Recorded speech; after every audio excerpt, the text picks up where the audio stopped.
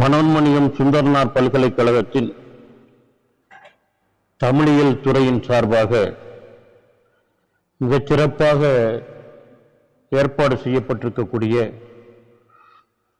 சதாவதானி செய்குத்தம்பி பாவலர் அறக்கட்டளை பொழிவு நிகழ்ச்சியின் தலைமை பொறுப்பை ஏற்று நடத்தி கொண்டிருக்கக்கூடிய தமிழியல் துறையின் தலைவர் முனைவர் ஜாஸ்மின் சுதா அவர்களே, வசந்த வார்த்தைகளால் எம்மை வரவேற்று அமர்ந்திருக்கக்கூடிய உதவி பேராசிரியர் முனைவர் ஜோதி முருகன் அவர்களே, நிகழ்வுகளை தொகுத்து வழங்கிக் கொண்டிருக்கக்கூடிய பேராசிரியர் உஷா அவர்களே, நன்றி உரை நிகழ்த்த இருக்கக்கூடிய உதவி பேராசிரியர் முனைவர் சரவண பெருமாள் அவர்களே, என்னை பேருந்து நிலையத்தில் இருந்து மிக பாதுகாப்பாக அலங்காமல் குலுங்காமல் உங்கள் முன்னால் கொண்டு வந்து நிறுத்தி இருக்கக்கூடிய அன்பிற்கினிய ஆய்வுத்துறை மாணவர் உய்காட்டு ராஜா அவர்களே, அருமைக்குரிய பேராசிரியர் பெருமக்களே, அன்பிற்கினிய மாணவ மாணவிகளே, உங்கள் அத்துணை பேருக்கும் என் மனதிற்குள்ளே மழை பொழிகின்ற அன்பையும் நல்வாழ்த்துக்களை உரித்தாக்கிக் கொள்கின்றேன். வணக்கம்.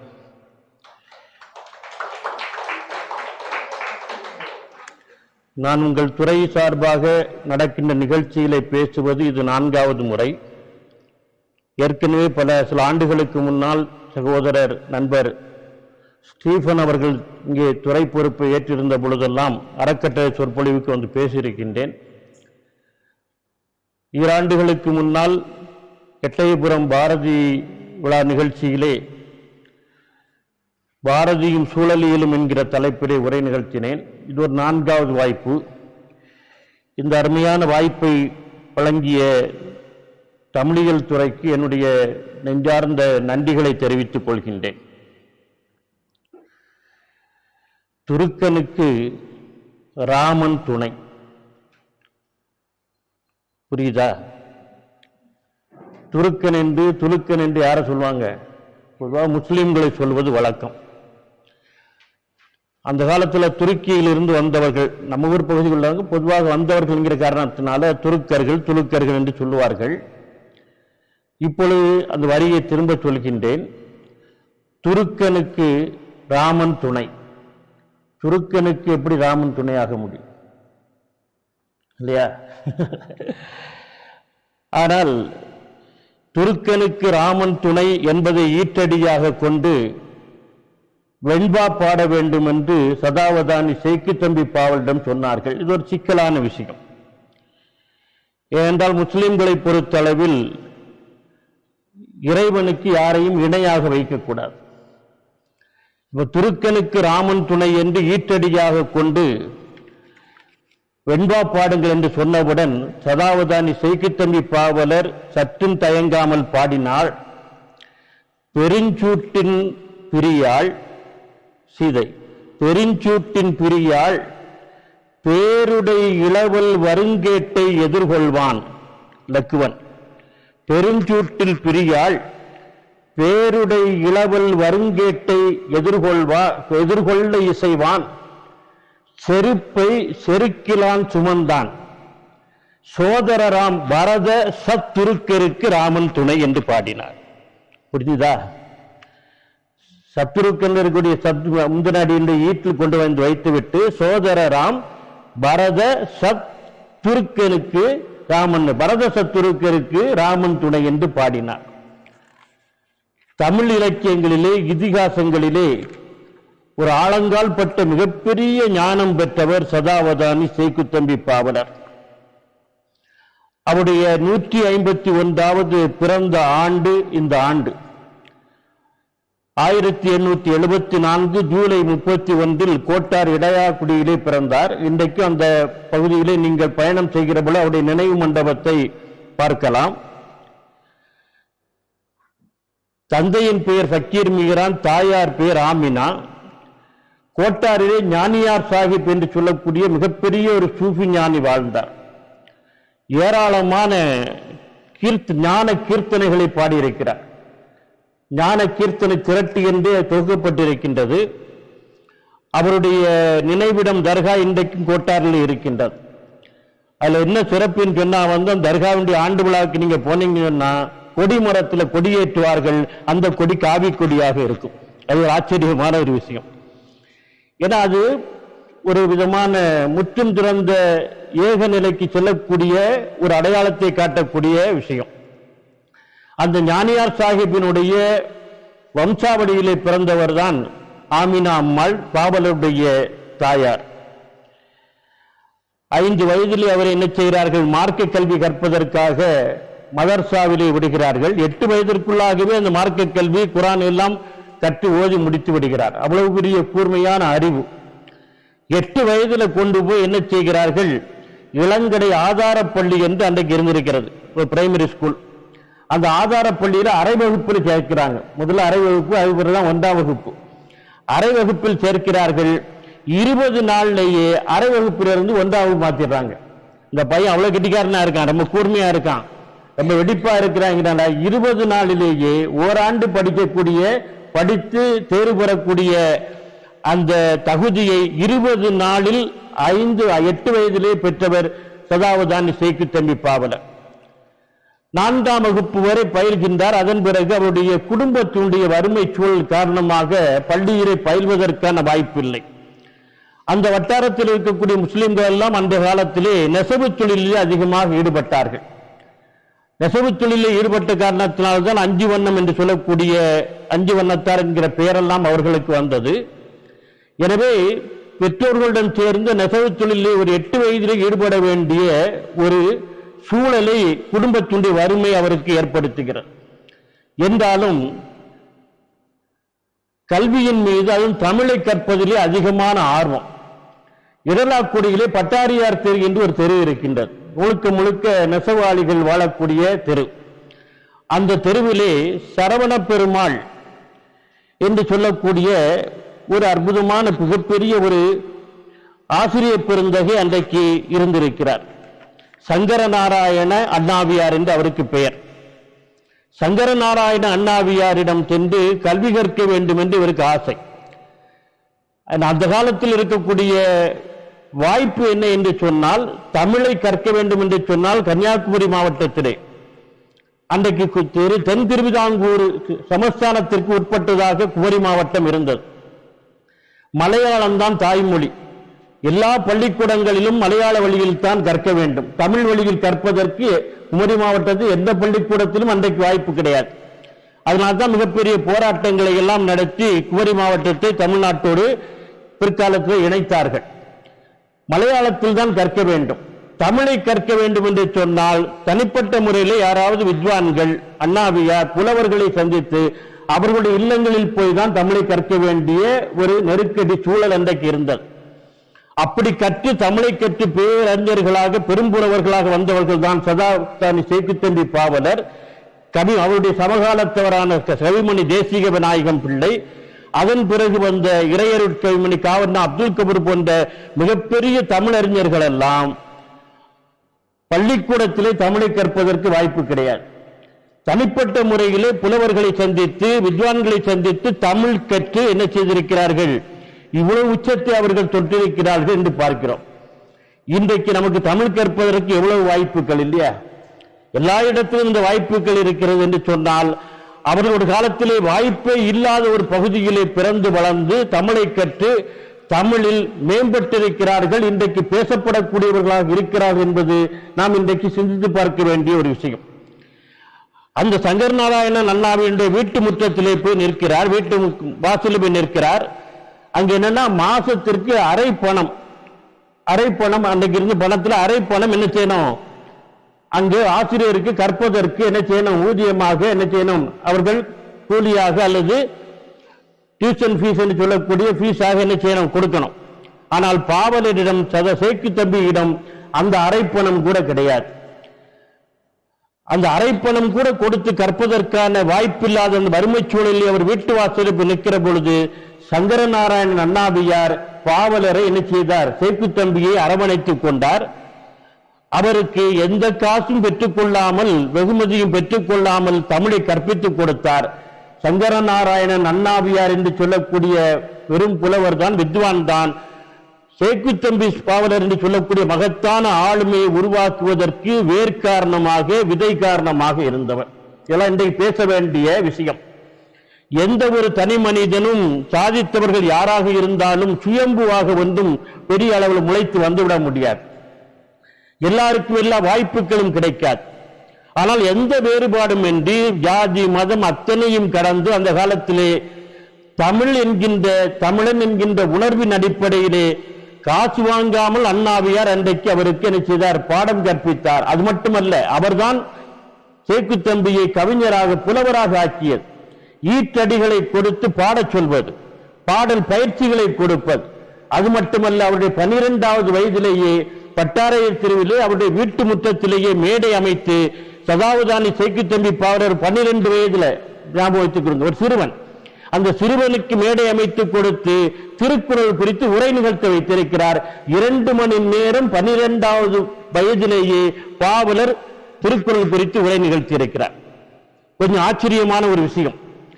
ஏனென்று சொன்னால், நினைத்து பார்க்க முடியாத அறிவும் ஆற்றலும் நினைவாற்றலும் அவரிடம் அதிகமாக இருந்தது.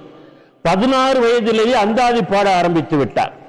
இது அவருடைய இளமை காலத்துடைய ஆரம்ப கட்ட பாலிய பருவத்தினுடைய வளர்ச்சி நிலையாக நாம் பார்க்கிறோம். இவருக்கு அடுத்த கட்டத்திலே எப்படி தமிழிலே வந்து மிகப்பெரிய அளவுக்கு சாதிப்பதற்கும் தமிழ் உலகத்தில் அறிமுகமாவதற்கும் வாய்ப்பாக அமைந்த ஒரு நிகழ்ச்சி தான்.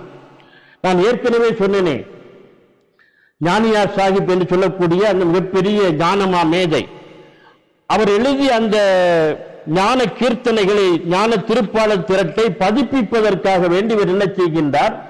அதை கையில் எடுத்துக்கொண்டு சென்னைக்கு வருகிறார். சென்னையிலே அந்த காலத்திலே மிகச்சிறந்த ஒரு பதிப்பாளர், மிகப்பெரிய மனிதாபிமானத்திற்கு சொந்தக்காரர், எல்லாரையும் அரவணைத்து மேலே கொண்டு வரக்கூடிய ஒரு அற்புதமான பண்பாளராக அன்றைக்கு இட்டா பார்த்தசாரதி என்று சொல்லக்கூடிய ஒரு பெருமகன் இருந்தார். அவர் ஸ்ரீ பத்மவிலாச அச்சகம் என்று சொல்லக்கூடிய அச்சகத்தை நடத்தி கொண்டிருந்தார். இந்த திருப்பாளர் திரட்டை பதிப்பிப்பதற்காக ஸ்ரீ பத்மவிலாசா அச்சகத்திற்கு செல்கிறார்.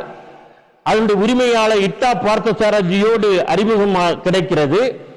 பாவலருடைய அந்த பிழை திருத்தக்கூடிய ஆற்றலை பார்த்து, என் அச்சகத்திலேயே நீங்கள் பணியாற்றலாமே என்று அச்சகத்திலேயே பிழை திருத்த இந்த பணியை அவருக்கு கொடுக்கிறார். இதுதான் அவருக்கு அங்கே வளர்ச்சிக்கான அடிப்படை இருக்கிறது. அங்கே பிழை திருத்தக்கூடிய பணியை கொடுத்தவர் என்ன செய்கின்றார்? அங்கிருந்து அவருக்கு பல இடங்களில் சென்னையிலே உறவாடுவதற்கும் பெரிய பெரிய தமிழறிஞர்களை சந்திப்பதற்கும் உரையாடுவதற்குமான வாய்ப்பு இருந்தது.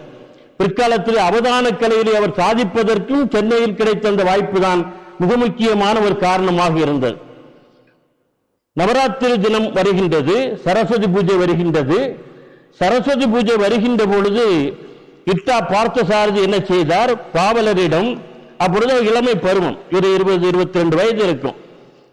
நாளை சரஸ்வதி பூஜையை நாங்கள் கொண்டாட இருக்கின்றோம், சரஸ்வதியின் மீது ஒரு துதிப்பாடலை நீங்கள் பாடிக் கொடுங்களே என்று கேட்டார். கேட்டது இட்டா பார்த்தசாரதி யாரிடம்? சேக்குத்தம்பி பாவலர் ஒரு இஸ்லாமியரிடம் கேட்கிறார். சரஸ்வதி துதி ஒன்றை பாடிக்கொள்கிறேன் என்று சொன்னவுடன் பாவலர் உடனடியே அங்கே உட்கார்ந்து எழுதி கொடுத்தாராம். உருமகளை, அயன் நாவில் உரைமகளை, பொறைமகளை, உலகிற்கெல்லாம் குருமகளை, அன்பர் புகழ் குலமகளை, மலர்மகளை, குறைதீர் செல்வ திருமகளின் மருமகளை, குறைதீர் செல்வ திருமகளின் மருமகளை, நிலமகற்கும் கலைமகளை, செவ்வி வாய்ந்த ஒரு மகளை எனக்கருள வருமகளை உன்னல் செய்வாம் என்று பாடி கொடுத்தார். ஒரு கைத்தட்டு கொடுக்கணும் இந்த இடத்துல, எனக்கா வேண்டி இல்ல. ஒரு இஸ்லாமிய புலவர் இட்டா பார்த்தசாரதி கேட்டுக்கொண்டதற்கு என்ன செய்திருக்கிறார்? சரஸ்வதி என்ன சந்தம், என்ன அற்புதமான பாடல். இந்த பாடலை ஒரு இஸ்லாமியர் எழுதினார் என்று இன்றைக்கு ஆண்டமா சொன்னா நம்ப மாட்டார்கள் இல்லையா? என்ன சந்தம்! உருமகளை, அயன்னாவில் உரைமகளை, பொறைமகளை, உலகுக்கெல்லாம் குறுமகளை, அன்பர் புகழ் குலமகளை, மலர்மகளை, குறைதீர் செல்வ திருமகளின் மருமகளை, நிலமகற்கும் கலைமகளை, செவ்வி வாய்ந்த ஒரு மகளை, எனக்கருள வருமகளை, பெருமகளை உன்னல் செய்வாம் என்று அந்த பாடலை பாடி கொடுத்திருக்கிறார். இந்த பாடலிலே ஒரு வரி மிக முக்கியமான வரி. என்ன வரி என்று சொன்னால், குறைதீர் செல்வ திருமகளின் மருமகளை என்று பாடுகிறார். திருமகள் யாரு? திருமகள் லட்சுமி தேவி, அப்படித்தானா? திருமகள் சரஸ்வதி லட்சுமி தேவிக்கு எப்படி மருமகளாக முடியும்? பாவலர் பாடியிருக்கின்றார். என்ன? குறைதீர் செல்வ திருமகளின் மருமகளை. திருமகளான லட்சுமிக்கு மருமகள் யாரு? சரஸ்வதி தேவி. அது எப்படி மருமகளாக முடியும்? ஒரு வரிக்குள்ள ஒரு பெரிய புராணத்துடைய பின்னணியை காட்டுகின்றார். இப்ப சரஸ்வதி தேவியினுடைய கணவர் யாரு? பிரம்மா. பிரம்மா எங்கிருந்து தோன்றினார்? திருமாலினுடைய உந்தியில், தொப்புளில் இருந்து தோன்றியவர் என்று புராணம் பேசுகிறார். திருமாலினுடைய உந்தியிலே இருந்து பிரம்மா தோன்றினார் என்று சொன்னால், பிரம்மா யாரு? திருமாலுக்கு மகன் முறை. பிரம்மாவுடைய மருமகள் மனைவி யாரு? லட்சுமி. யாரு? சரஸ்வதி. திருமாலுக்கு மருமகள் என்று சொன்னால், திருமாலுடைய மனைவியாக இருக்கக்கூடிய லட்சுமி தேவிக்கு மருமகள் தானே. எப்படி ஒரு வரிக்குள்ள ஒரு புராணத்துடைய பின்னணியை கொண்டு வர பாருங்க. குறைதீர் செல்வ திருமகளின் மருமகளை, எனக்கு அருள வருமகளை உன்னல் செய்வோம் என்று பாடி முடித்தார். இந்த பாடலை பாடியவர் ஒரு இஸ்லாமிய புலவர் என்று இன்றைக்கு யாராவது சொன்னால் நம்ப மாட்டார்கள். அந்த அளவுக்கு அதனுடைய சந்தமும் சிறப்பும் அமைந்திருக்கிறார். அந்த அச்சகத்திலே, ஸ்ரீ பத்மவிலாச அச்சகத்திலே அவர் பணியாற்றிக் கொண்டிருக்கிற பொழுதுதான் அங்கே பல தமிழ் அறிஞர்கள், புலவர்கள், மிகப்பெரிய ஆளுமைகள் எல்லாம் வருவார்கள். அப்படி வந்தவர்களில் ஒருவர் தான் முதுகுளத்தூர் கல்யாண சுந்தரம் பிள்ளை என்று சொல்லக்கூடியவர். அவர் என்ன செய்கின்றார்? இந்த அவதான கலையிலே பயிற்சி பெற்றுக் கொண்டிருக்கிறார். அவதான கலை என்று சொல்லக்கூடியது ஒரே நேரத்தில் மனதை ஒருமுகப்படுத்தி பல காரியங்களிலே ஈடுபடுத்துவது என்று சொல்லக்கூடியது. அது அட்டாவதானம் உண்டு. 8 காரியங்களை 8 விஷயங்களை ஒரே நேரத்தில் செய்வது அட்டாவதானம். தசாவதானம் 10 காரியங்களை 10 விஷயங்களை ஒரே நேரத்தில் கவனம் செலுத்துவது. சோடாவதானம் 16. எல்லாவற்றுக்கும் உச்சம் என்னது? சதாவதானம் 100 விஷயங்களில் ஒரே நேரத்தில் கவனம் செலுத்துவது. செலுத்தி அதற்கான பதில்களையும் அதனுடைய விடயங்களையும் சொல்லக்கூடிய சதாவதானம் என்று சொல்லக்கூடியது. அந்த முதுகுளத்தூர் கல்யாண சுந்தரம் பிள்ளை சதா அவதான கலையிலே தன்னுடைய பயிற்சியை பெற்றுக் கொண்டிருக்கிற பொழுது பாவலரிடம் சொல்கின்றார், எனக்கு இதில் கொஞ்சம் பயிற்சி இருக்கிறது, என்ன வேண்டாம் நீங்கள் சோதித்து பாருங்கள் என்கிறார். பாவலருக்கு அதெல்லாம் அதிகமான உடன்பாடு இல்லை. என்றைக்கு என்ன சோதிக்கிறேன்? கண்ட பத்திரிகை என்று ஒன்று உண்டு அந்த அவதான கரையில. கண்ட பத்திரிகைன்னா ஒரு திருக்குறள் இருக்குன்னு, திருக்குறள் ஒவ்வொரு எழுத்தையும் தனித்தனியா இருக்கிறது. அகர முதல் எழுத்து ஆ, ஹ, ர, கஞ்சி எழுத்து. ஒவ்வொரு எழுத்துக்கும் ஒரு எண் கொடுப்பது. ஆ 1, காக்கு 2, ராக்கு 3 என்று அந்த எழுத்தை எழுதி எழுத்துக்கு பின்னால் ஒரு எண்ணை கொடுத்து விடுவது. இப்ப மொத்த திருக்குறளுடைய எழுத்துக்கள் அல்லது ஒரு வெண்பாவுடைய எழுத்துக்களுக்கு ஒவ்வொன்றுக்கும் ஒரு எண் கொடுத்தாச்சா, அது தனித்தனியாக கட் பண்ணி எடுக்கிறது. எடுத்து ஒரு ஒன்றை போட்டு ஒரு குடுவையில போட்டு குலுக்கிட்டு ஒரு எழுத்து எடுப்பாங்க. இதுல வந்தது என்னது? தீ. இது 8ஆம் நம்பர், 8வது எண். அடுத்து என்னது? இன்னொன்னு. அடுத்து என்ன? மொத்தம் எடுத்த பிறகு அந்த எண்ணை வைத்துக் கொண்டு எண்ணும் எழுத்தும் இவருடைய மனசுல பதிவாயிரும். அதன் பிறகு என்ன செய்வார் என்று சொன்னா, மொத்தமா எடுத்த பிறகு அதெல்லாம் கூட்டி மனசுக்குள்ளே அந்த எண்ணங்களை கூட்டி எடுத்து அந்த குறள் என்ன குறள், அந்த வெண்பா என்ன வெண்பா என்று சொல்லிவிடுவார்கள். ஆச்சரியமான விஷயம். இதற்கு பேர் கண்டப்பத்திரிகை என்று அதற்கு பெயர்.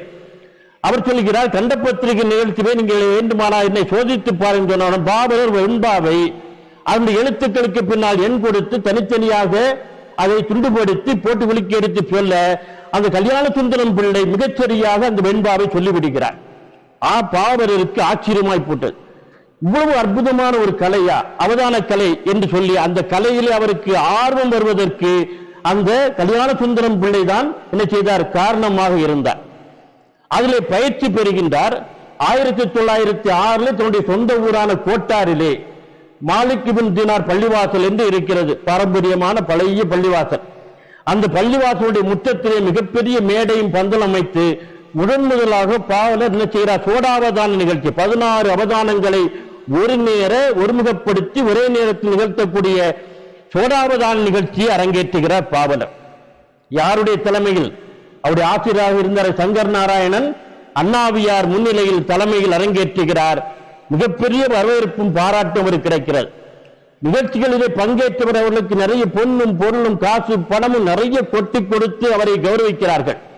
கொட்டி கொடுத்த அத்தனை பரிசுகளையும் காசையும் பணத்தையும் ஒரு துண்டிலே கட்டி அவருடைய ஆசிரியருடைய காலடியில் சமர்ப்பிக்கிறார். அரைப்பணம் கொடுத்து கற்பதற்கு வாய்ப்பில்லாமல் வாசலிலே வந்து நின்றவர் யார்? சேக்கு தம்பி. அவரை அரவணைத்துக் கொண்டு அன்றைக்கு சங்கநாராயணாவியார் தமிழ் கற்று அவரை வளர்த்தெடுத்து தமிழில் ஆளுமை படைத்தவராக மாற்றிய அந்த ஆசிரியருக்கு, குருநாதருக்கு காணிக்கையாக அன்றைக்கு கிடைத்த அத்தனை பரிசு பொருட்கள் என்ன செய்கிறார்? சமர்ப்பிக்கிறார் பாவலர். அதன் பிறகு 1907 மார்ச் 10 சென்னையிலே விக்டோரியா பப்ளிக் மஹால், அதான் அன்றைக்கு சென்னையில மிகப்பெரிய நிகழ்ச்சி நடக்கக்கூடிய மீட்டிங் ஹால் சொல்லக்கூடிய மிகப்பெரிய அரங்காக இருந்த சென்னை விக்டோரியா பப்ளிக் மஹால். அந்த விக்டோரியா பப்ளிக் மஹால் சதாவதான நிகழ்ச்சி 1907 மார்ச் 10 அரங்கேற்றுகிறார். அன்றைக்கு மிகப்பெரிய பெரும்புலவராக இருந்த வித்வான் கண்ணபிரான் முதலியார் அதற்கு தலைமை தாங்குகிறார். தமிழகத்தில் அதுவும் குறிப்பாக சென்னையில் வாழ்ந்த மிகப்பெரிய தமிழறிஞர்கள் அத்தனை பேரும் அங்கே அமர்ந்திருக்கிறார்கள். மறைமலை அடிகள் அமர்ந்திருக்கிறார். திருவி கல்யாண சுந்தரனார், இந்து சுதேசிமித்திரன் பத்திரிகையுடைய ஆசிரியர் ஜி சுப்பிரமணிய ஐயர், அன்றைக்கு சட்டக்கல்லூரியில் படித்துக் கொண்ட டி கே சிதம்பரனார் போன்ற மிகப்பெரிய அறிஞர்கள் எல்லாம் அன்றைக்கு என்ன செய்கிறார்கள்? அந்த அரங்கிலே அமர்ந்திருக்க பாவலர் என்ன செய்கின்றார்? சதாவதான நிகழ்ச்சியை அரங்கேற்றுகின்றார். முதலில் அவர் மேடையிலே இடுப்பில் வேட்டி மட்டும் கட்டிக்கொண்டு நிற்கிறார். மேடை சட்டையெல்லாம் அணிவதில்லை. என ஐம்புலன் சார்ந்த சோதனைக்கு சட்டை அணிந்தால் இடையூறாக இருக்கும். மெய்ஞானாதா, மெஞ்ஞானநாதா, மெஞ்ஞானநாதா, மெஞ்ஞானநாதா என்று உதடு உச்சரித்துக் கொண்டே இருக்கிறது. கையில ஒரு லாடச்சங்கிலியை அப்படியே மாட்ட கலட்ட என்று ஒரு சங்கிலியை சுழற்றிக் கொண்டே இருக்கிறார். சுழற்றிக் கொண்டே இருக்கிற பொழுது நிகழ்ச்சி ஆரம்பிக்கிறது. சுதேசமித்திரன் இந்து பத்திரிகையுடைய ஆசிரியராக இருந்த ஜி சுப்பிரமணிய ஐயர் நிகழ்ச்சியை தொடங்கி வைக்கிறார். பாவலரே, ஒரு கடவுள் வாழ்த்தோடு நிகழ்ச்சியை தொடங்குங்கள். அது கடவுள் வாழ்த்து சாதாரண பாடினா போதாது, சிலேடையாக கடவுள் வாழ்த்து பாட வேண்டும் என்கிறார். பாவலர் உடனே சிலேடையாக ஒரு கடவுள் வாழ்த்தை பாடுகிறார். சிலேடை என்றால் உங்களுக்கு தெரியும், இந்த ஃபேனை போட்டு சிலேடை தெரியும், இருபொருள் போட என்ன செய்து கொண்டு பாடுவது சிலேடை தெரியும். ஆனா பாவலர் என்ன செய்தார்? இந்த பாடலில் முதலில் வைத்த அந்த தொடருக்கு கடவுள் வாழ்த்து பாடல 5 கடவுள்களை கொண்டு வந்து ஒரு தொடருக்குள்ள நிறுத்தி பாடினார். சிரமாருடையான் திருமாவடியை திறமாய் நினைவார் சிரமே பணிவார், பரமாதரவா பருகார் உருகார் வரமாதவமே மலிவார் பொலிவார். இந்த சொந்தத்தை பாருங்க. சிரமாருடையான் திருமாவடியை திறமாய் நினைவார் சிரமே பணிவார், பரமாதரவா பருகார் உருகார் வரமாதவமே மலிவார் பொலிவார் என்று இதை செய்தார். சிரேடையாக பாடினார். பாடிவிட்டு அந்த தொடருக்கு, சிரமாருடையான் என்கிற தொடருக்கு 5 பொருள் கூறினார் பாவலர். சிரமாருடையான், சிரம் 6 உடையான், சிரத்திலே ஆற்றை உடையவர் யாரு? சிவபெருமான். கங்கை ஆற்றை சூடியிருக்கிறான். வச்சு பாட்டு நடத்திக்கிது, கொண்டு கூட்டிக்கிடுங்க. சிரமாருடையான், சிரம் மாறுடையான், சிரமாருடைய மாறுபட்ட சிரத்தை யானை முகத்தை உடையவர் யாரு? விநாயக பெருமான். சிரமாருடையான், சிரம் 6 உடையான், 6 சிரங்களை உடையவர் ஆறுமுக பெருமானாகிய முருகப் பெருமான். சிரம் 6 உடையான், சிரத்தை ஆற்றங்கரையிலே வைத்து ஸ்ரீரங்கம் காவிரி ஆற்றிலே பள்ளி கொண்டிருக்கக்கூடிய விஷ்ணு பெருமான். 4 பேர் வந்தாச்சா? 5வதாக சொன்னார், சிரம் என்றால் தலை, 6 என்றால் வழி, எனக்கு தலையான வழியை காட்டக்கூடியவர் என்னுடைய இறைவன் அல்லாஹ் என்று 5 கடவுள்களை ஒரு தொடருக்குள் கொண்டு வந்து வைத்து மிகப்பெரிய தமிழ் ஆளுமையை காட்டியவர் சதாவதானி சேக்கு தம்பி பாவலர். இது பாவலருடைய சிறப்பா? பாவலருடைய ஆற்றலா? தமிழினுடைய ஆற்றல். உலகத்தில் எந்த மொழியிலும் இப்படி பாட முடியாது. தமிழுக்கு அந்த ஆற்றல் உண்டு. எல்லா கடவுள்களையும் கொண்டு வந்து ஒரு தொடருக்குள்ளே நிறுத்தி கம்பீரமாக காட்டக்கூடிய ஆற்றல் தமிழுக்கு உண்டு என்று பாவலர் அந்த மேடையில் என்ன செய்தார்? நிரூபித்தார். கடவுள் வாழ்த்து பாடியாகிவிட்டது. அதே நேரத்தில் என்ன செய்யணும்? தலைமை பொறுப்பேற்று கண்ணபிரான் அவர்களோடு ஒரு தலைப்பில் இடைக்கிட பேசிக்கிட்டே இருக்கணும். 100 விஷயம் ஒரே நேரம் நடக்கணும் இல்ல.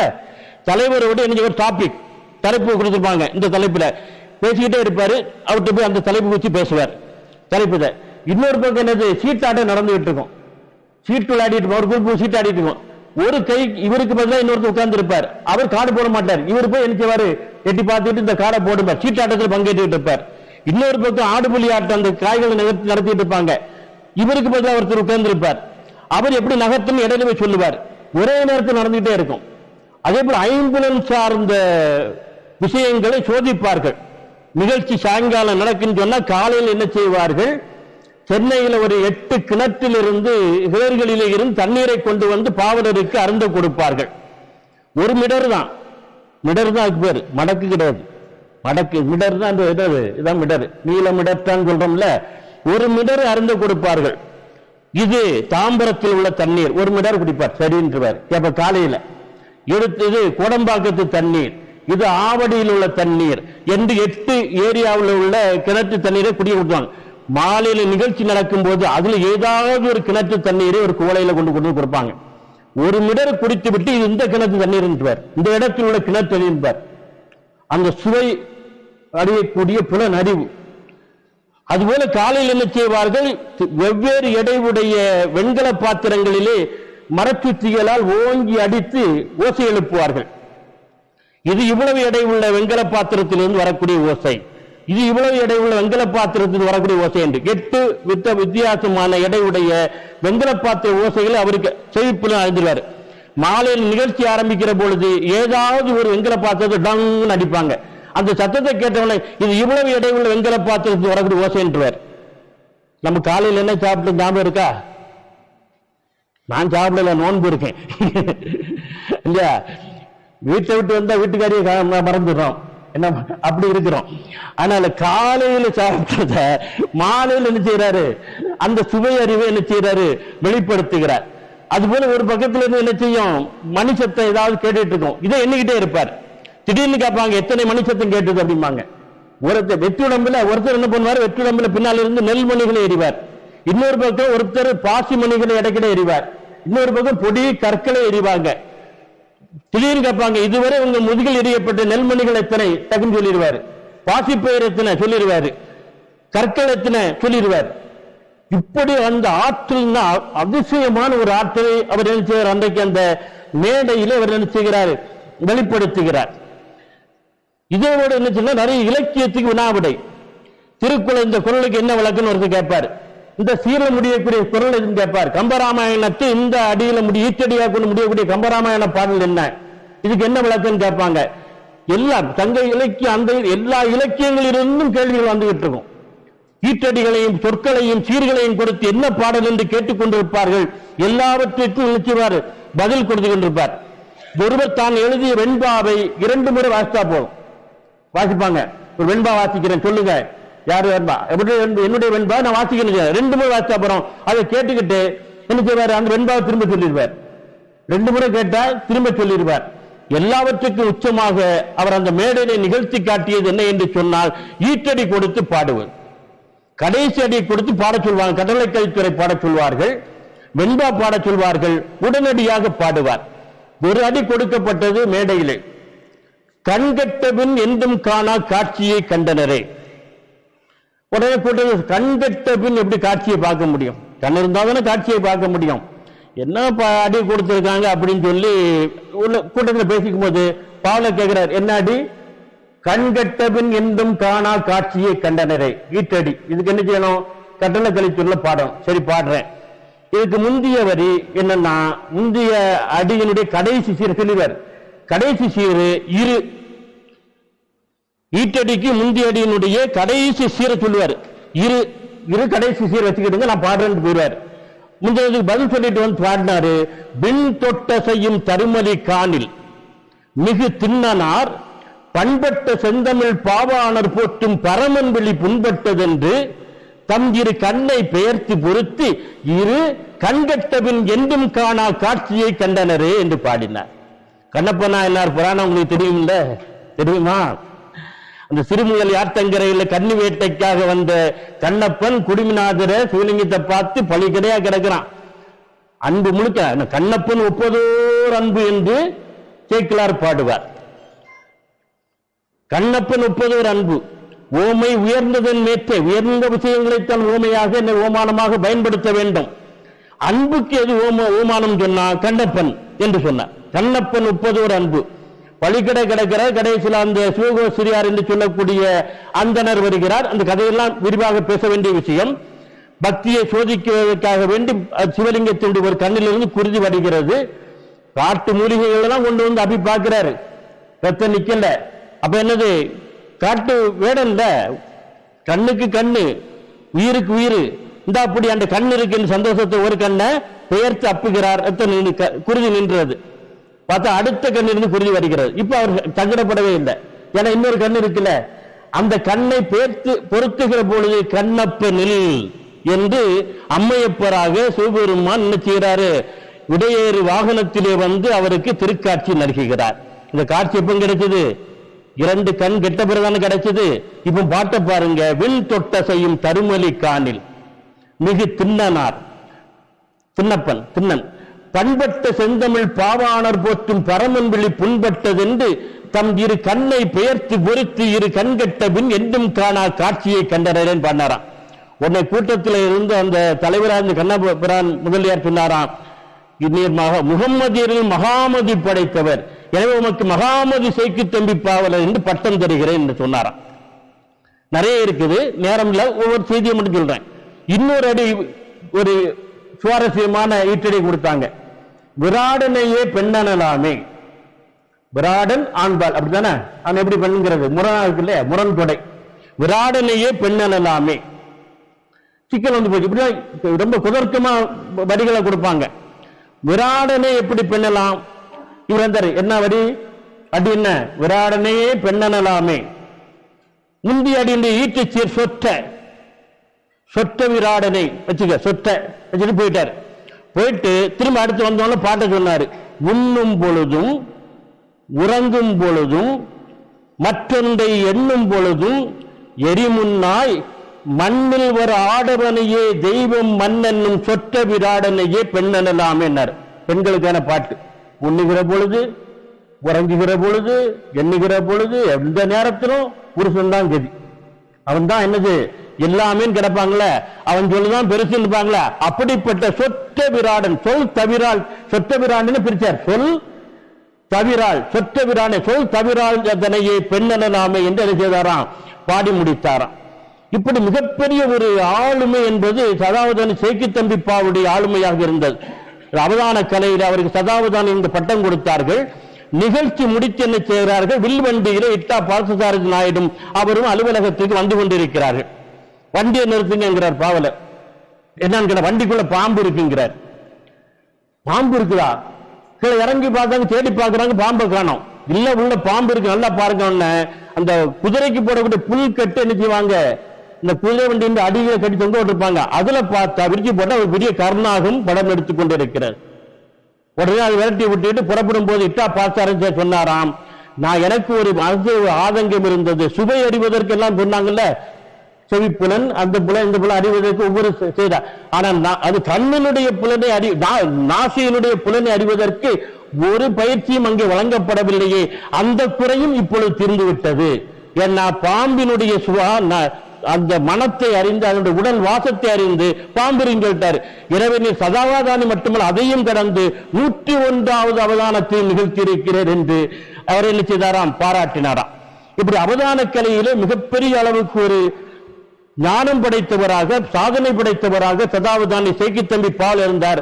ஆச்சரியமான விஷயம், ஒரு மனிதன் இவ்வளவு பெரிய ஆளுமையோடு, அறிவுப்புலனோடும், நுட்பத்தோடும், ஆழங்கால்பட்ட தமிழ் அறிவோடும் இருக்க முடியுமா என்று இன்றைக்கு அவரை பற்றி வாசிக்கிற பொழுது நமக்கு ஆச்சரியத்தை தவிர வேறு எதுவும் மிஞ்சாது.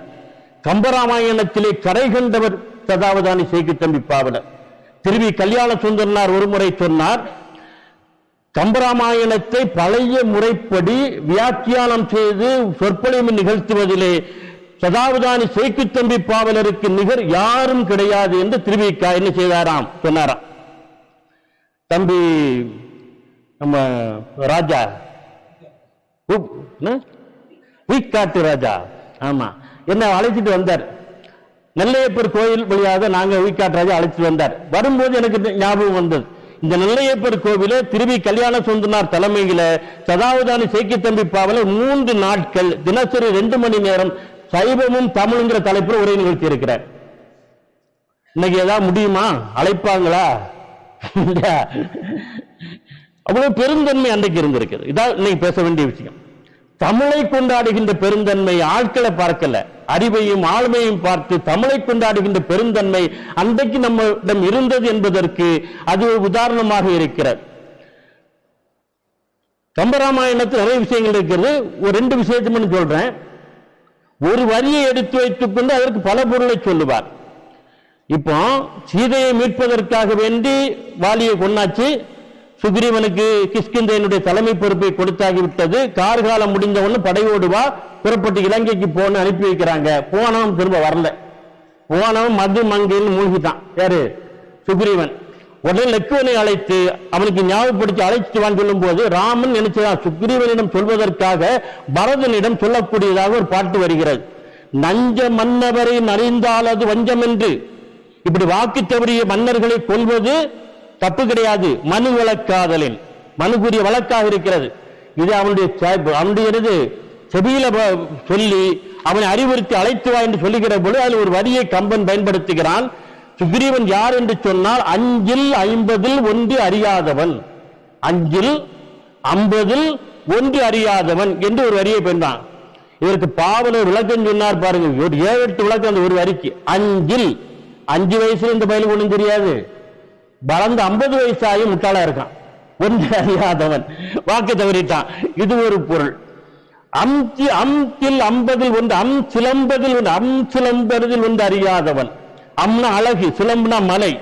அழகான கிஷ்கிந்தையினுடைய தலைமை பொறுப்பை ஏற்ற பிறகும் கூட, மலையின் பொறுப்பை ஏற்ற பிறகும் கூட ஒன்றும் அறியாதவனாக என்ன செய்யறான் இருக்கிறான் என்று இன்னொரு பொருள்.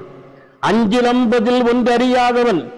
அஞ்சிலம், இவனை கொல்வதற்கு நான் அஞ்சிலம் பயப்படவில்லை என ஒன்றும் தெரியாதவனா இருக்கிறான் நினைக்கிறேன், நான் பார்க்கிறேன் ஒரு பொருள். அடுத்து இன்னொரு பொருள் என்ன என்று சொல்ல, 5 அம்பு அதில் 1 அறியாதவன்.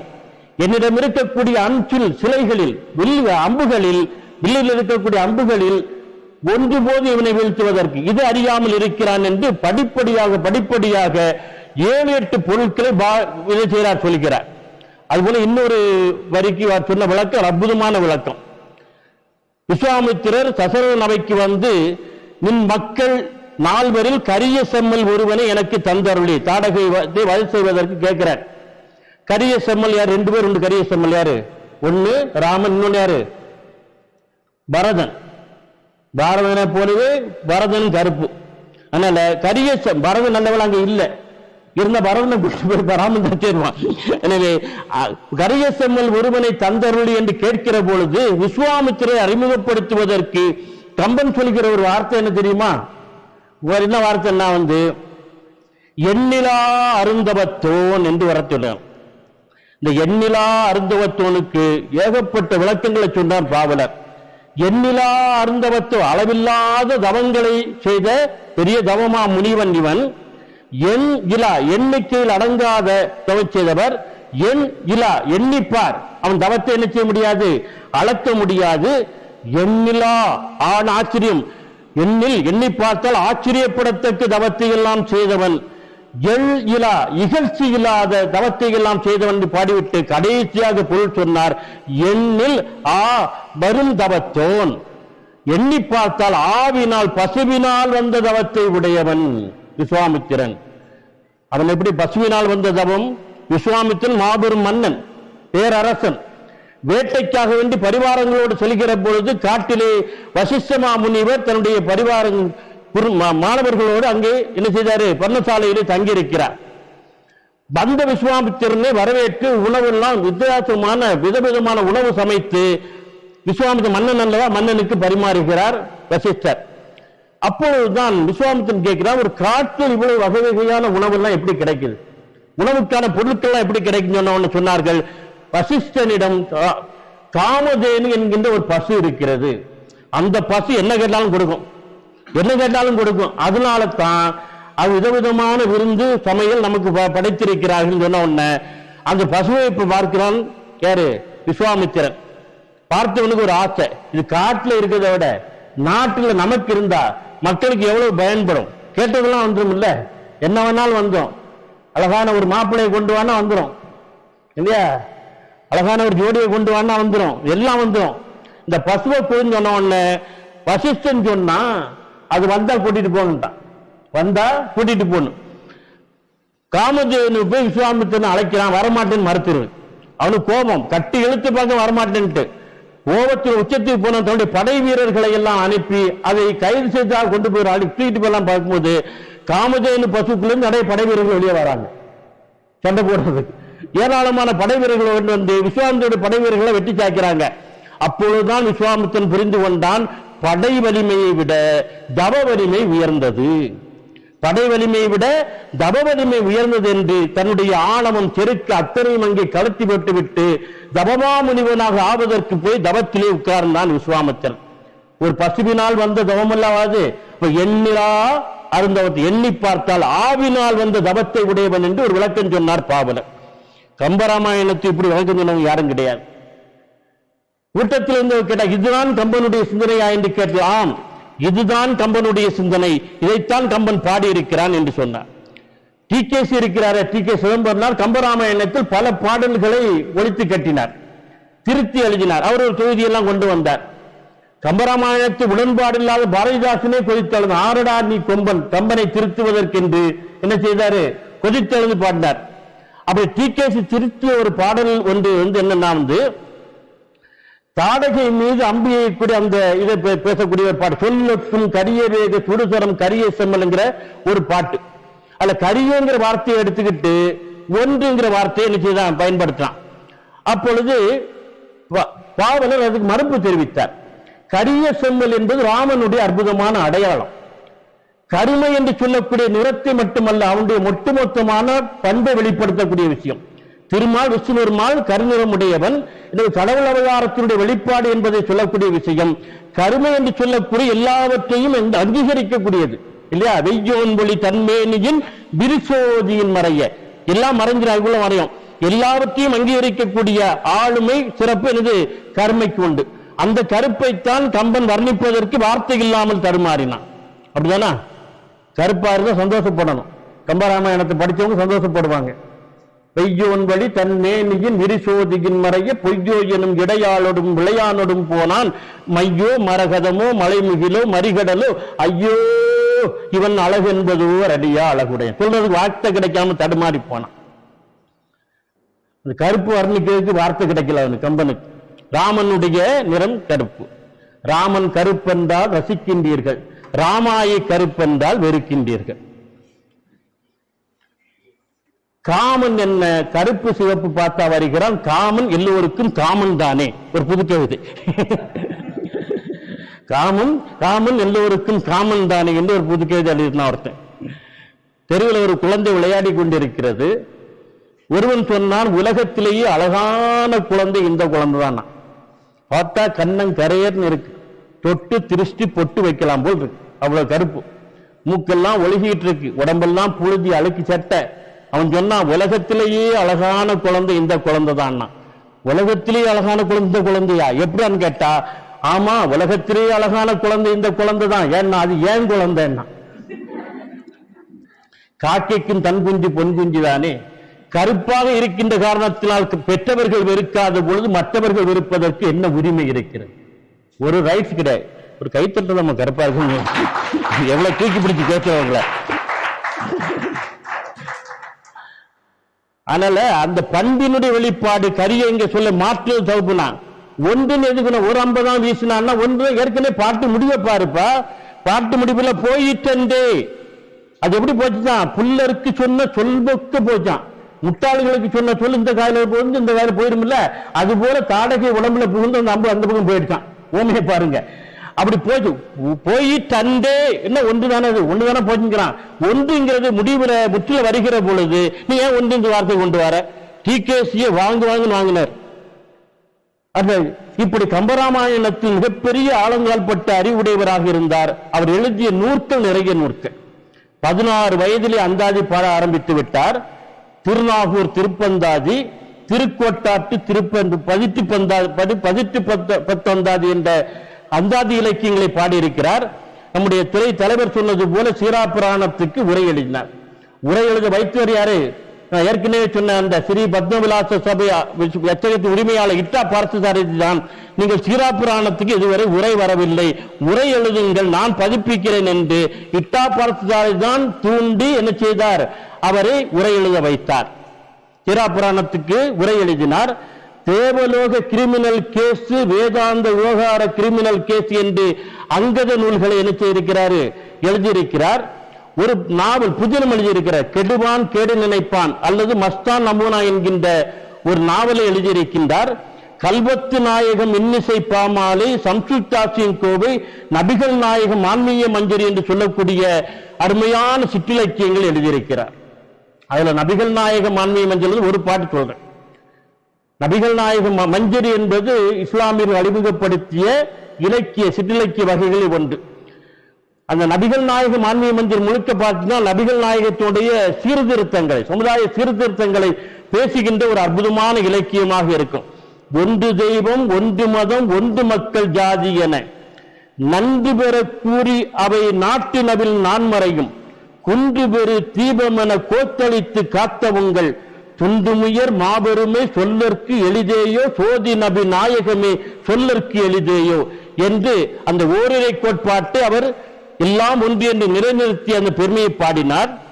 அதோடு இன்னொன்றை பாடினார். பெண்களுக்கான சீர்திருத்தங்களை அன்றைக்கு பாடுகிற பொழுது நிறைய சொத்துரிமையை முதலாக நபிகள் நாயகம் வலியுறுத்தி கொடுத்தார் என்கிற செய்தியை பாடுகின்றார். அதே போல அந்த காலத்தில் அரபு நாடுகள்ல என்ன செய்தாங்க, நபிகள் நாயகம் காலத்தில் அதற்கு முன்னாலும் என்ன செய்தார்கள் என்று சொன்னால், பெண் குழந்தைகள் பிறந்தால் உயிரோடு புதைத்து விடுவார்கள். நம்ம உசிலம்பட்டி போன்ற பகுதிகளில் நம்ம கேள்விப்பட்டிருக்கோம், ஒரு காலத்தில் பெண் குழந்தைகள் பிறந்த எருக்கம்பாலை கொடுத்து கொண்டுருவாங்க இல்லையா, ஒரே அடியா வெண்ணில குளிப்பாட்டி கொண்டுருவாங்க, கொலை செய்ய பெண் குழந்தைகள் சிசு கொலை எல்லாம் நடந்தது. கருத்தமா என்கிற திரைப்படம் அதை மையப்படுத்தான் பாரதி ராஜா எடுத்தார். இதெல்லாம் கேள்விப்பட்டிருக்கோம். ஆனா அரபு நாட்டில் என்ன செய்தார்களாம், பெண் குழந்தைகள் பிறந்தவுடன் மட்டும் கொல்லல, வளர்ந்து 7 வயசு 8 வயசு 10 வயசு ஆன பிறகு உயிரோடு போச்சு கொண்டிருக்காங்க. அவ்வளவு பெரிய கொடுமைகள் எல்லாம் எல்லாவற்றையும் நபிகள் நாயகம் தடுத்து நிறுத்தினார். அந்த சீர்திருத்தத்தை பாடுகிறார். நபிகளார் தன்னுடைய தோழர்களோடு அமர்ந்திருக்கிறார். ஒருவர் தன்னுடைய பெண் குழந்தையை கொண்டு வர்றார். இந்த குழந்தைகளை பார்த்தோன்னு வாங்கி மடியில வைத்து கொஞ்சுவது நபிகளாருடைய வழக்கம். முகமது நபி என்ன பண்ண, அந்த குழந்தையை வாங்கி மடியில வைத்து கொஞ்சி விட்டு கொடுக்கிறார். அவருக்கு ரொம்ப சந்தோஷம். ஏன்னா வாங்கி கொஞ்சினது யாரு, இறை தூதர், மிகப்பெரிய ஆட்சியாளர், நபிகள் நாயகம் கொஞ்சி இருக்கிறார். சந்தோஷத்துல குழந்தை வாங்கிட்டு போறார். இந்த காட்சியை பார்த்து கொண்டு அங்கே உட்கார்ந்து ஒருவர் தேம்பி தேம்பி அழ ஆரம்பித்து விடுகிறார். ஏன் அழுகிறீர் என்று கேட்டவனா சொன்னார், ஒரு 10 ஆண்டுகளுக்கு முன்னால் நான் உங்களை சந்தித்திருக்க மாட்டேனா, சந்தித்திருந்தால் என்னுடைய பெண் குழந்தையை கொண்டிருக்க மாட்டேனே. என்னன்னு கேட்டால், நான் சிரியாவினுடைய சாம் தேசத்திற்கு அன்றைக்கு வியாபாரத்துக்கு புறப்பட்டேன். நிறைமாத கர்ப்பிணியாக மனைவி இருந்தால், ஆண் குழந்தை பிறந்தா வச்சு பெண் குழந்தை பிறந்தா கொண்டு சொல்லிட்டு போனேன். நான் போயிட்டேன். ஆனா பிறந்தது அழகான பெண் குழந்தை. தாய்க்கு கொள்வதற்கு மனசு இல்லை. உறவுக்கார மூதாட்டியிடம் ஒருவனும் கொடுத்து வழக்க கொடுத்துட்டா, இவன் திரும்பி வருகிறான். பெண் குழந்தை பிறந்தது, பொண்ணு புதைச்சிட்டானா, நல்லது செய்தீர்கள் அப்படிங்கிறான். சிறிது காலம் கழித்து பார்த்தால் ஒரு சின்ன பெண் குழந்தை இந்த வீட்டுக்கு வந்து அடிக்கடி வருது, விளையாடுது. இவன் இந்த குழந்தையோட விளையாடுறான், தூக்கி வச்சு கொஞ்சறான். இவ பார்க்கிறா, ஊராங்குழந்தையே இப்படி கொஞ்சிட்டு நினைச்சு கொஞ்சிட்டு கணக்கு அவனுடைய சொந்த குழந்தைன்னு தெரிஞ்சா எவ்வளவு சந்தோஷப்படுவான் என்று உண்மையை சொல்லிவிடுங்க. இவான் குழந்தை தான், நம்ம குழந்தைன்னு சொல்லிவிட்டா.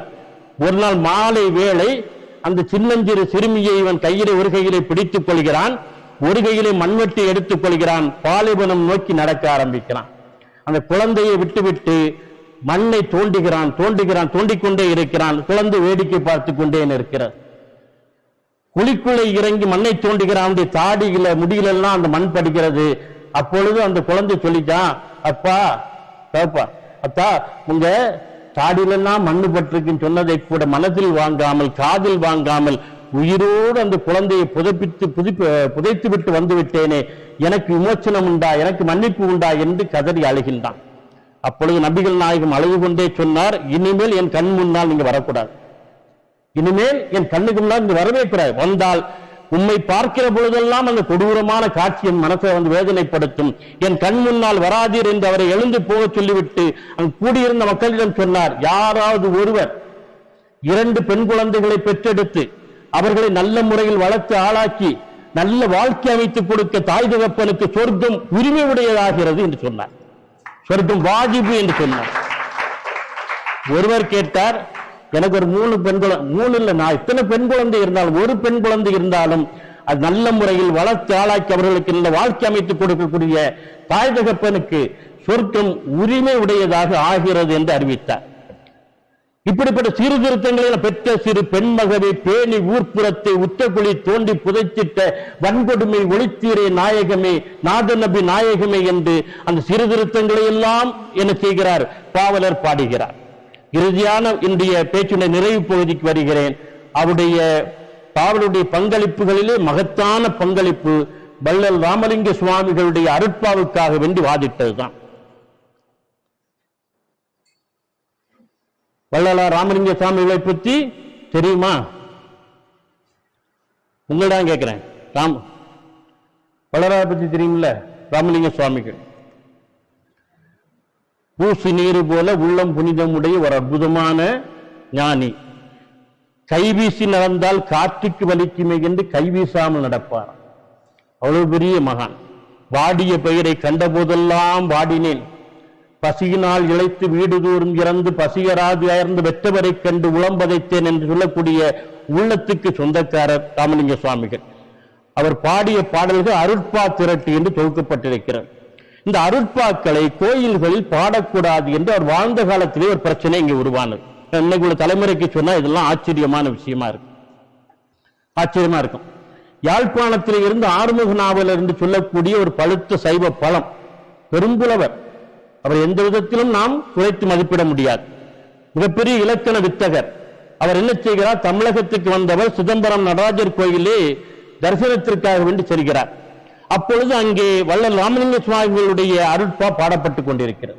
அதுல ஒரு வரி, அரணும் அரியும் ஒன்றென காண்மீர். அரண்னா யாரு? சிவன். அரினா திருமால். ரெண்டும் ஒண்ணுதான் ஒரு வரி வருது. இதை கேட்ட உடனே அவர் கோவம் வந்துருச்சு. எப்படி சிவனோடு நீ விஷ்ணு ஒப்பிடலாம்? சிவனுக்கு நிகராக எப்படி திருமால் வருவார்? எனவே இந்த பாடலை நீ பாடக்கூடாது என்று அங்குதான் பிரச்சனையை ஆரம்பிக்கிறார். ஏற்கனவே சைவ மடங்கள் மற்ற மடங்கள் எல்லாம் வள்ளலாருக்கு எதிராக பேசிக்கொண்டிருக்கிறாங்க. ஏன்னா இவர் கடவுள் குரு வழிபாடு கூடாதுங்கிறாரு. ஜோதிமயமாக அருட்பெருஞ்சோதி, அருட்பெருஞ்சோதி தனிப்பெருங்கர ஜோதிமயமாக இறைவனை வழிபாடு செய்யுங்கள் என்கிறாரு. ஜோதிமயம் வழிபாடு செய்யறது? ஒரு ஜோதியை ஏற்றி வைத்தாலும் அது உருவம் தானே, இல்லையா? எனவே என்ன செய்தால் தகர விளக்கு ஒன்றை செய்து அதில் தீபத்தை ஏற்றி ஒரு கண்ணாடிக்கு முன்னால் வைத்து, கண்ணாடியில் தெரியக்கூடிய ஒரு ஷேட் தெரியுமில்ல, ஒரு விதமான ஒரு நிழல் அசைவு, அதை பார்த்து அதில் ஆரம்ப கட்டத்தில் சொன்னார். அதெல்லாம் வழிபாடு. இப்படி மனதை ஒருமுறைப்படுத்தி சொல்லி ஒரு பிறந்த பேரொளியாக இறைவன் இருக்கின்றான், ஆற்றலாக.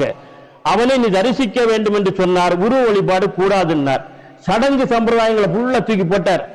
ஏற்கனவே இதில் ஊறி போய் சம்பாதித்துக் கொண்டிருந்தவர்களுக்கு எல்லாம் பிரச்சனை ஆகி போச்சு. வள்ளலாருக்கு எதிராக இங்கு மிகப்பெரிய ஒரு கொந்தளிப்பு இருந்த நேரத்தில் ஆறுமுக நாவலர் அதை தூண்டிவிட்டார். உடனே வள்ளலாருடைய பாடல்களை பாடக்கூடாது, அவை அருட்பாக்கள் அல்ல, மருட்பாக்கள். மருட்சியை தரக்கூடியது, இருண்மையை தரக்கூடிய, தவறான வழிக்கு திசை காட்டக்கூடியது என்று பெரிய விவாதம் இங்கே நடைபெற்றது. ஆபாச தர்ப்பணம் என்று அந்த விவாதத்திற்கு அவர்கள் தலைப்பு கொடுத்தார்கள். ஆபாச தர்ப்பணம், தர்ப்பணம்னா கண்ணாடி, ஆபாசத்தை காட்டக்கூடிய கண்ணாடியாம் வள்ளலாருடைய பாடல்கள். ஆபாச தர்ப்பணம் என்று சொன்னாங்க. கடைசியில பிரச்சனை கோர்ட்ல கொண்டு போய் கூட வள்ளலாரை நிறுத்தினார்கள். வள்ளலார் மீது வழக்கு தொடுத்து எங்க நிறுத்தினாங்க? கோர்ட்ல, நீதிமன்றத்தில் கொண்டு போய் நிறுத்தினாங்க. வள்ளலார் வாழ்ந்த காலத்திலே இவர்கள். ஆச்சரியமா இருக்கும் கேட்கறதுக்கு. நீதிமன்றம் கடலூர் மஞ்சக்குப்பம் நீதிமன்றத்தில் விசாரணை நடத்தி அந்த ஆங்கில நீதிபதி சொன்னார், வாய்தா போட்டு தள்ளி போயிட்டார், எல்லாரும் ஆஜராகணுட்டார். வாதி பிரதிவாதி அத்தனை பேரும் ஆஜராக, ஆறுமுக நாவலர் அவருடைய மாணவர் திருவிக்கா இவங்க எல்லாம் ஆஜராயிருக்காங்க. இப்ப வள்ளலார் என்ன செய்யணும்? ஆஜராக வரணும். எல்லோரும் அமர்ந்திருக்கிற பொழுது வள்ளலார் கடைசியாக மேல கீழே ஒரு வெள்ளாடை, மேல ஒரு வெள்ளாடை வெளுத்து கொண்டு அந்த புனிதமான மனிதர், பூசு நீர் போல உள்ளும் புனிதமுடைய அந்த மனிதர் அந்த நீதிமன்றத்துக்குள்ள நுழைகிறார். நுழைந்தவுடன் யார் அவர் மீது வழக்கு தொடுத்தார்களோ அவர் மீது அத்துணை பேரும் எழுந்து நின்று வணங்கினார். நீதிபதி இந்த வழக்கை தள்ளுபடி செய்கிறேன், விசாரணை கிடையாது. ஒரு மனிதனை பார்த்தவுடன் வந்தவுடன் அத்தனை பேர் இவ்வளவு மரியாதை கொடுத்து வழங்கினார். சொல்லக்கூடிய சொல் சத்திய வாக்காக இருக்கும், உண்மையாகத்தான் இருக்கும். வழக்கை தள்ளுபடி செய்கிறேன் என்று சொன்னார். வாழ்ந்த காலத்திலேயே வல்லாரையரை நீதிமன்றத்திலே கொண்டு போய் நிறுத்தினார்கள். வள்ளலார் காலம் முடிந்தது, ஆறுமுக நாவலு காலமும் முடிந்தது. ஆறுமுக நாவலுடைய மாணவர் கதிரவேர் பிள்ளை என்ன செய்தாருங்க, வர வந்தவர் திரும்ப பிரச்சனை உண்டு பண்ணி விட்டார். கதிரவேர் பிள்ளையுடைய மாணவர் தான் திரு கல்யாண சுந்தரனார். திரும்ப உண்டு பண்ணி விட்டார். கொடி கட்டி பறந்தது வள்ளலாருக்கு எதிரான மருட்பாவாதம். இந்த நேரத்தில் அருட்பாவுக்காக வேண்டி வாதிடுவதற்கு யாராவது வரமாட்டார்களா என்று ஏங்கிக்கிற நேரத்தில் சதாவதானி சேக்கு தம்பி பாவலர் களத்திலே இறங்கினார். நான் வாதிடுகிறேன் என்று களத்தில் இறங்கியவுடன் வள்ளலாருடைய சபைச்சா அத்தனை பேருக்கு மகிழ்ச்சி. கதிர்வேர் பிள்ளைக்கு ஒரு எதிர்பேர் பிள்ளை வந்து விட்டார் என்று அவரை கொண்டாடினாங்க. வந்தவொன்னு வாதத்தை ஆரம்பித்தார். ஆபாச தருப்பணம் தான் சொன்னாங்க வள்ளலார் பாடல்கள். ஆபாச தருப்பணம், ஆபாச தருப்பணத்தில் ஆவை தனியை பிரித்தார். பிரித்துவிட்டு வள்ளலார் பாடல்களா பாச தருப்பணம் என்று வாதத்தை ஆரம்பித்தார். துண்டக்கான துணியக்கான ஓடி போயிட்டாங்க. ஒரே ஒரு செய்தியை சொல்லி இருக்கிறேன் அந்த விவாதத்தில், ஒரு செய்தியை மட்டும். இந்த கதிரவேர் பிள்ளை ஒரு கூட்டத்தில் என்ன செய்யறாரு, சென்னையில பேசுறார். பேசுகிற பொழுது அருட்பா நீங்க படிச்சு பார்த்தீங்க சொல்றாரு. பார்த்தீங்கன்னு சொன்னா அது வள்ளலாருடைய ஆணவத்தை காட்டுவது. எல்லோரும் இறைவனுடைய பாதார விந்தத்தை அடைவதற்கு முயற்சிப்பாங்க. ஆனா இறைவனுடைய முடியில போய் உட்காரணும், தலையில போய் உட்கார்ந்து பாடுறாரு. நாதர் முடி மேலிருக்கும் வெண்ணிலாவே அங்கு நானும் வர வேண்டுகின்றேன் வெண்ணிலாவே. 6ஆம் திருமுறையில் வரக்கூடிய 7வது பாட்டு அருட்பா. நாதர் முடி மேலிருக்கும் வெண்ணிலாவே அங்கு நானும் வேற நாடுகின்றேன் வெண்ணிலாவை என்று முடியல போய் உட்கார்ந்து ஆணவத்தை பாடுகிறேன்னு கூட்டத்தில் உட்கார்ந்து பாவலர் மேடைக்கு போயிட்டார். எனக்கு பேச அனுமதி தரணுங்கிறார். உடனே கூட்டம் சலசரைக்கிறது. உடனே கதிரவேர் பிள்ளை பேசுங்கள் அப்படிங்கிறார். ஏன்னா ஒருத்தர் அவங்க மரியாதையில் எந்த குறைவும் கிடையாது வைத்திருக்காங்க. கதிரவேர் பிள்ளையுடைய மாணவர் தான் திருவிக்கா. ஆனா பாவலருக்கு மேல அவ்வளவு உயிரா இருந்தார். அவர் தலைமையில தான் நெல்லையப்பர் கோயில்ல சைவம் தமிழும் என்று 3 நாளுக்கு உரை நிகழ்த்தினார். அவர்களுக்குடைய கருத்து வேறுபாடை தவிர ஒருத்தருக்கு மதிப்பு எந்த குறைவும் கிடையாது. நீ பேசுங்கள் என்று சொன்னவுடன் நீங்கள் சொன்ன விளக்கம் தவறு. அது நாதர் முடி மேலிருக்கும் வெண்ணிலா இல்ல, நாதர் முடி மேலிருக்கும் வெண்ணிலா. இரு என்கிறது அச்சுப்பிழையாக சேர்ந்திருக்கிறது. நாதர் முடி மேலிருக்கும் வெண்ணிலாவே அங்கு நானும் வர நாடுகின்றேன் வெண்ணிலாவை என்றுதான் பாட்டை நீங்கள் பார்க்க வேண்டும். நாதம் ஒரு நாத தத்துவம் புறவிட விளக்கத்திற்கு நாதர் முடி மேல் என்பது சைவ சித்தாந்தம் பேசக்கூடிய விஷயம். சைவ சித்தாந்தம் பேசக்கூடிய அந்த 36 தத்துவங்களில் 36வது தத்துவம் நாத தத்துவம். நாத தத்துவம் என்கிறது எல்லாம் முடிந்த நிலை. படிப்படியாக இறைவனை அணுகுகின்ற முறை இருக்குத, மேல போகக்கூடிய எல்லாம் முடிந்த கடைசி நிலை தான் அது அந்த நாத தத்துவம், எல்லாம் முடிந்த நிலை. அதைத்தான் சிவானந்த பெருவெளி என்று பேசுகிறார்கள், சச்சிதானந்த பெருங்கடல் என்று பேசுகிறார்கள். வள்ளலார் அதை அருட்பெருஞ்சோதி என்று பேசினார். இதை நீங்கள் நினைப்பது போல நாதர் முடி என்று தலையை குறிப்பிடக்கூடிய விஷயம் இல்ல. இது நாத தத்துவம் கடைசி எல்லாம் முடிந்த நிலையில் போய் நான் என்ன செய்ய வேண்டும், அடைய வேண்டும், இறைவனை அடைய வேண்டும் என்று சொல்லிவிட்டு அதற்கு முந்திய பிந்திய பாடலை போடிட்டு காட்டுகிறார். இதை புரிந்தால்தான் இந்த பாடலை புரியுங்கிறார். முந்திய பாட்டு 6ஆம் பாட்டு என்னது, தன்னை அறிந்து இன்பம் உற வெண்ணிலாவே ஒரு தந்திரம் நீ சொல்ல வேண்டும் வெண்ணிலாவே. தன்னை அறிதல், தன்னை அறிதல் ஞானம் அடைதல். தன்னை அறிந்து இன்பம் உற வெண்ணிலாவே ஒரு தந்திரம் நீ சொல்ல வேண்டும் வெண்ணிலாவே என்று முந்திய பாட்டு. 2வது பாட்டு நாதமுடி மேலிருக்கும் வெண்ணிலாவே அங்கு நானும் வர நாடுகின்றேன் வெண்ணிலாவே. அடுத்த பாட்டு 8வது பாட்டு சச்சிதானந்த பெருங்கடலில் வெண்ணிலாவே நானும் தாழ்ந்து விழ வேண்டுகின்றேன் வெண்ணிலாவே என்று அந்த எல்லாம் முடிந்த ஏகத்து அந்த நிலையில் போய் நான் கலக்க வேண்டும் என்பதைத்தான் பாடுகிறாரே தவிர நீங்கள் சொல்வது போல அது ஆணவத்தில் பாடப்பட்ட விஷயம் அல்ல. எல்லாம் முடிந்த ஏக நிலையில் நான் கலக்க வேண்டும் என்று சொல்லக்கூடிய விஷயமாக என்ன அமைந்திருக்கிறது என்று விளக்கம் சொன்னார். இப்படிதான் மறுப்பு சொல்றார். அவர்கள் மறுப்பா கோஷ்டியினர் சொல்லக்கூடிய எல்லாவற்றுக்கும் மறுப்பு சொல்லி அருட்பா அருட்பா தான் என்று நிறைநிறுத்தினார். இதனால் காஞ்சிபுரத்தில் உள்ள சைவ சித்தாந்த அந்த வள்ளலாருடைய அருட்சபையை சார்ந்தவர்கள் எல்லாம் பாவலரை காஞ்சிபுரத்துக்கு அழைத்தார்கள். யானை மீது அமர்த்தி ஊர்வலமாக அழைத்து சென்று காஞ்சிபுரம் பெரிய கோயிலை பூர்ண கும்ப மரியாதை கொடுத்து சிறப்பித்தார்கள்.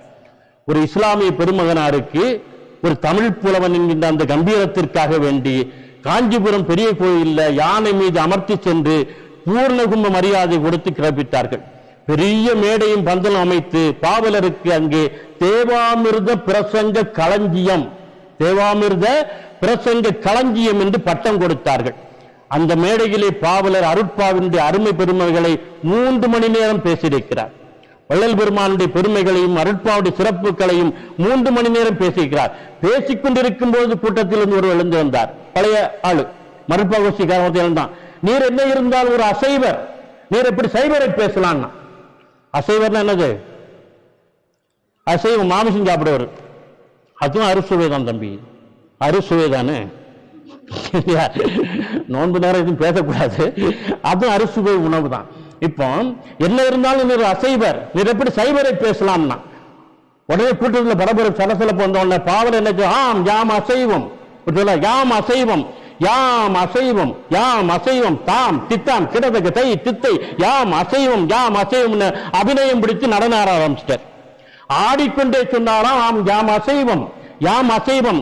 தில்லை அம்பலத்திலே காலை தூக்கி வைத்து ஆடிக்கொண்டிருக்கிறார் நடராஜ பெருமான். அவரும் அசைவம், நானும் அசைவம், நாங்கள் இருவரும் ஒரு சாதி, நீ என்ன சாதி என்று கேட்டார்.